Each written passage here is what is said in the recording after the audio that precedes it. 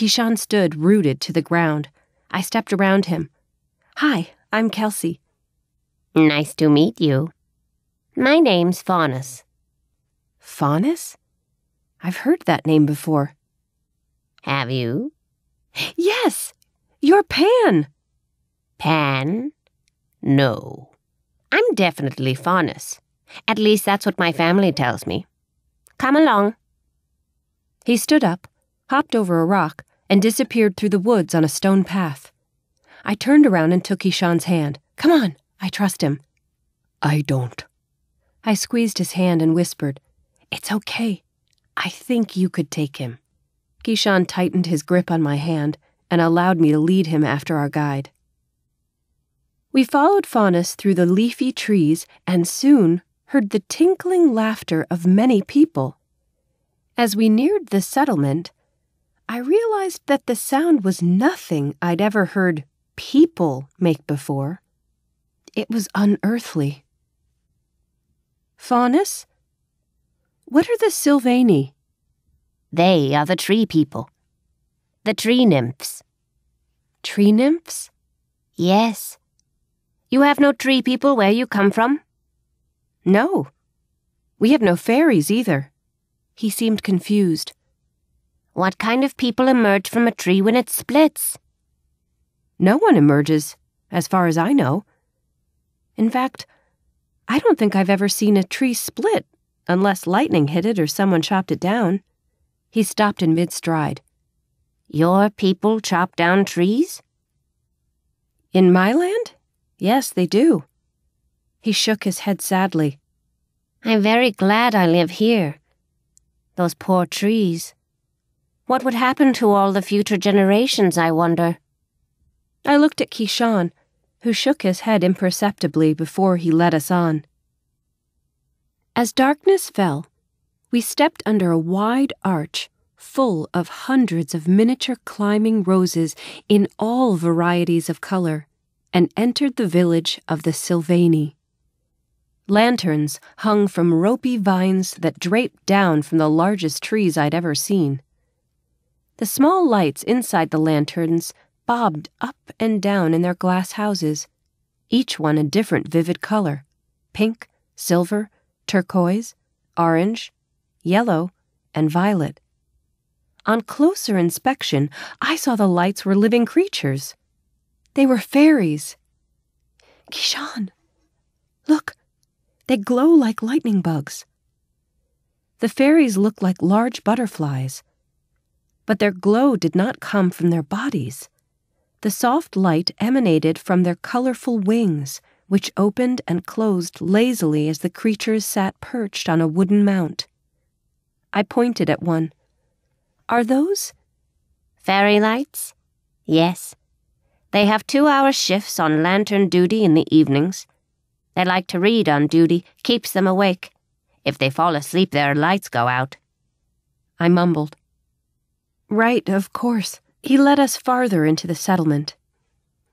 The small cottages were made of fibrous woven plants and were set in a circular fashion around a grassy space. The center area had been set for a banquet. A giant tree stood behind each hut. The towering limbs reached over and across, twining their branches together with the neighboring trees, creating a beautiful green bower overhead. Faunus raised his pipe and blew a happy melody. Slight-framed, willowy people streamed out of their cottages and hopped down from hiding places in the foliage. Come and meet those we have been waiting for. This is Kelsey, and this is Kishan. Let us bid them welcome." Shining faces came closer. They were all silver-haired and had green eyes like Faunus. Beautiful males and females were dressed in shimmering gossamer clothing in the bright colors of the flowers that grew everywhere. Faunus turned to me. Would you like to eat first or bathe first? Surprised, I said, "Bathe first, if that's all right." He bowed. Of course. Anthracia, Phiale, and Diopea, will you take Kelsey to the women's bathing shallows? 3 lovely Sylvani approached me shyly from the group. 2 took my hands while the 3rd led me out of the clearing and into the forest. Kishan scowled at me, obviously unhappy about our separation, but I noticed he was soon escorted away too, in a different direction.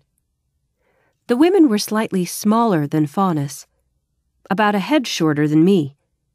My escorts followed a path colorfully lit by helpful fairies, until we came upon a round, sunken pool fed by a small brook.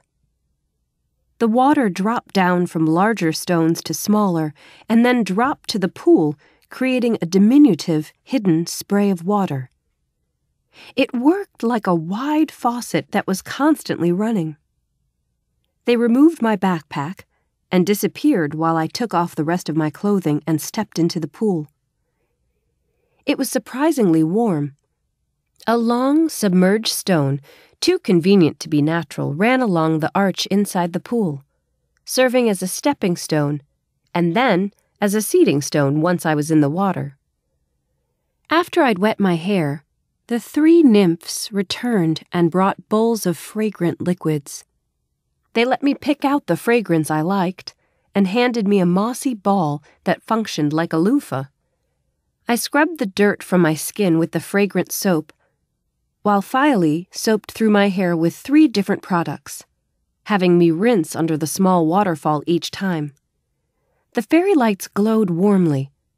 By the time I stepped out of the pool and the women wrapped my body and hair with soft cloth, my skin and scalp were tingling, and I felt relaxed and refreshed.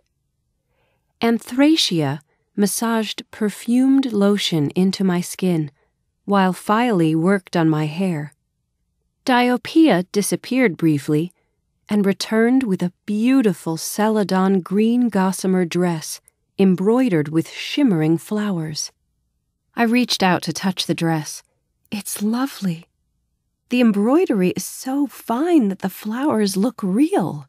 She giggled. They are real. They can't be. How did you sew them in? We didn't sew them. We grew them in. We asked them to be a part of this dress, and they agreed. Anthracia asked, Do you not like it? No, I love it. I would be very happy to wear it. They all smiled and hummed contentedly as they worked on me. When they were finished, they brought out a silvered mirror set in an oval frame carved with looping flowers. What do you think, Kelsey? Is your appearance satisfactory? I stared at the person in the mirror. Is that me? They erupted in tinkling giggles. Yes, of course it's you. I stood transfixed. The barefoot woman staring back at me had large brown doe's eyes and soft, creamy white skin that glowed with good health. Sparkling green eyeshadow enhanced my eyes, and my lashes were long and dark. My lips shone with apple-red gloss, and my cheeks were becoming pink. The green gossamer dress was in the Grecian style, which made me look curvier than I was. It was draped over my shoulders, wrapped around my waist, and fell to the ground in long folds. My hair hung loose and wavy down my back, ending just above my waist. I hadn't realized that my hair had grown so long. It was adorned with flowers and butterfly wings. The wings moved slightly. Were there fairies holding my hair in wavy twists? Oh, the fairies don't need to stay in my hair. I'm sure there are other things they would rather do. Filey shook her head. Nonsense. They are honored to hold the tresses of one as fair as you. They say your hair is beautiful and soft, and it's like resting in a cloud. They are happiest when they serve. Please let them stay. I smiled. All right, but just through the dinner. The 3 Sylvani women fussed and primped over me for several more minutes, and then declared me presentable. We started back to the village. Just before we reached the banquet area, Diopeia handed me a fragrant bunch of flowers to carry. I'm not getting married or anything like that, right? Married? Why, no. Phyale said. Do you want to get married? I waved my hand. Oh, no, I just asked because of the beautiful dress and the bouquet of flowers.